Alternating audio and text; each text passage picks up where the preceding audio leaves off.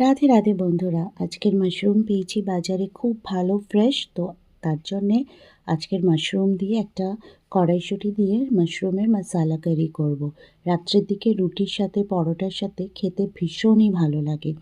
আর যেহেতু আমি এটা নিরামিষে করব, তো সেই জন্য এটার জন্য খুব বেশি একটা যে মশলা টশলা লাগে সেটা কিন্তু না। তেল গরম করে নিয়েছি আর একটুখানি সাদা জিরে হিং ফোড়ন দিয়েছি। মাশরুমগুলোকে ভালো করে ধুয়ে পিস করে নিয়েছিলাম।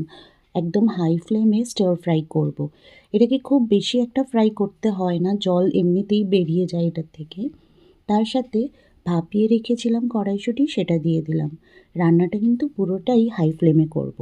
২-৫ মিনিট ভালো করে হাই ফ্লেমে নাড়াচাড়া করার পরে আদা বাটা আর তার সাথে দিয়ে দিলাম টমেটো পিউরি।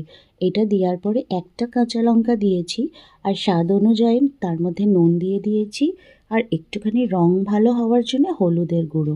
ব্যাস, এছাড়া কিন্তু আর কোনো মশলা দেব না। আর দেখছো আমি কিন্তু এক ফোঁটাও জল দিইনি, এইটা পুরোটাই মাশরুম থেকে জলটা বেরিয়েছে।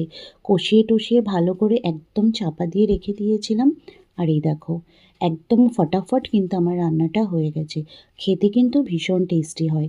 নামাবার আগে আগে একটুখানি চিনি দিলাম আর তার সাথে দেব ধনেপাতা কুচোনো আর লাস্টে একদম দেব হচ্ছে একটুখানি গরম মশলা।